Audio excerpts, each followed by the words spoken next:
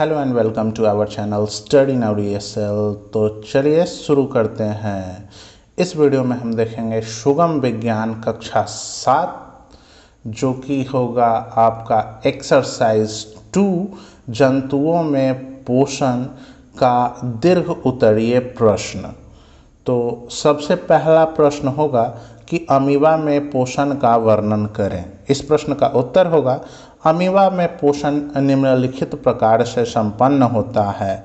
Number 1 होगा अंतर्ग्रहण, number 2 होगा पाचन, नंबर 3 स्वांगीकरण, नंबर 4 बहिष्करण।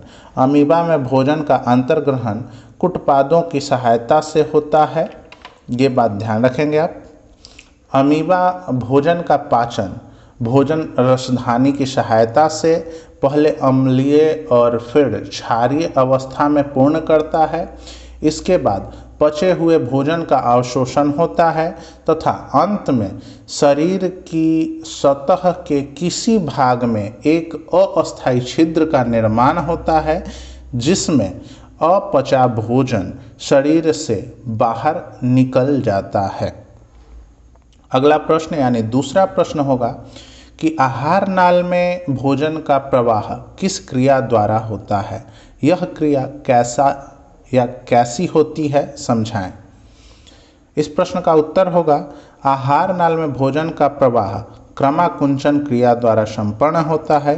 यह क्रिया आहार नाल के दीवार में बारी बारी से होने वाले संकुचन एवं स्थिलन के कारण होता है।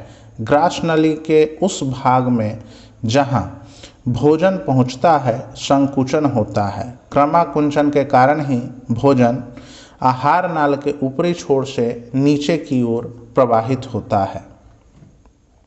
अगला प्रश्न है हमारा तीसरा नंबर, पचे भोजन का अवशोषण एवं स्वांगीकरण का वर्णन करें।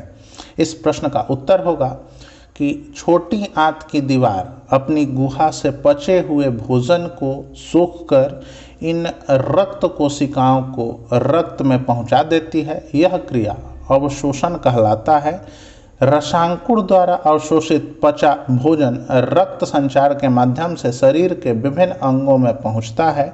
यह क्रिया स्वांगीकरण कहलाती है। चौथा नंबर प्रश्न होगा कि जुगाली करने वाले जंतुओं के आमाशय का वर्णन करें। इस प्रश्न का उत्तर होगा कि जुगाली करने वाले जंतुओं के आमाशय 4 भागों में विभक्त होते हैं। अंशतः चबाया हुआ भोजन सबसे पहले कक्ष में पहुंचता है जिसे प्रथम आमाशय या रुमेन कहते हैं।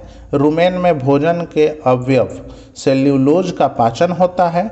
इस अवस्था में अंशतः पचा हुआ भोजन कहलाता है या कर्ड कहलाता है। पचे हुए जो भोजन होते हैं उसको कर्ड कहते हैं। रुमेन से कर्ड आमाशय के दूसरे कक्ष में पहुंचता है जहां इसे दांतों की मदद से अच्छी प्रकार चबाया जाता है। यह क्रिया रोमांथन कहलाती है।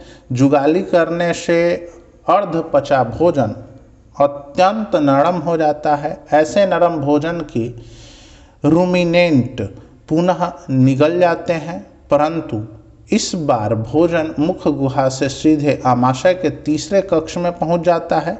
इसके बाद भोजन चौथे कक्ष में पहुंचता है जहां आमाशय के एंजाइम की मदद से भोजन का पाचन होता है। अगला प्रश्न हमारा 5वां नंबर जो प्रश्न है वो होगा मानव मुख्य गुहा में पाई जाने वाली रचनाओं का वर्णन करें। इस प्रश्न का उत्तर होगा मानव मुख्य गुहा में पाई जाने वाली रचनाएं निम्नलिखित हैं। जीभ, दांत, लार ग्रंथियां। मानव मुख्य गुहा में जीभ एक मोटी मांसल रचना है जो भोजन को लार के साथ मिलाकर मुलायम बनाकर निगलने में सहायता करता है। मुख में दांत 4 प्रकार के पाए जाते हैं जो भोजन को चबाकर एवं पीसकर महीन टुकड़ों में बदल देता है। एक वयस्क मानव के मुख्य गुहा में दोनों जबड़ों में कुल मिलाकर 32 दांत होते हैं।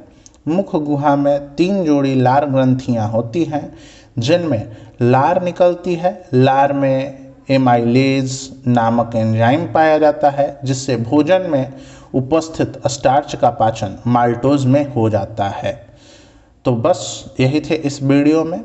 आपका सुगम विज्ञान का जो कि कक्षा 7 का है, इसका एक्सरसाइज 2 यानी कि अध्याय 2 जंतुओं में पोषण का अति लघु प्रश्न, लघु उत्तरीय प्रश्न और दीर्घ उत्तरीय प्रश्न तीनों ही हमने सॉल्व कर दिया है। अगले वीडियो में हम अपना कक्षा 7 का एक्सरसाइज 3 का अति लघु प्रश्न देखेंगे। आपको ये वीडियो कैसा लगा हमें अपनी राय कमेंट बॉक्स में ज़रूर बताएंगे। अगर कोई शिकायत भी करनी हो तो कमेंट बॉक्स में हमें मेंशन ज़रूर करेंगे। तो चलिए मिलते हैं अगले वीडियो में। तब तक हंसते रहिए, मुस्कुराते रहिए, शेयर करते रहिए और पढ़ते रहिए। जय हिंद, वंदे मातरम।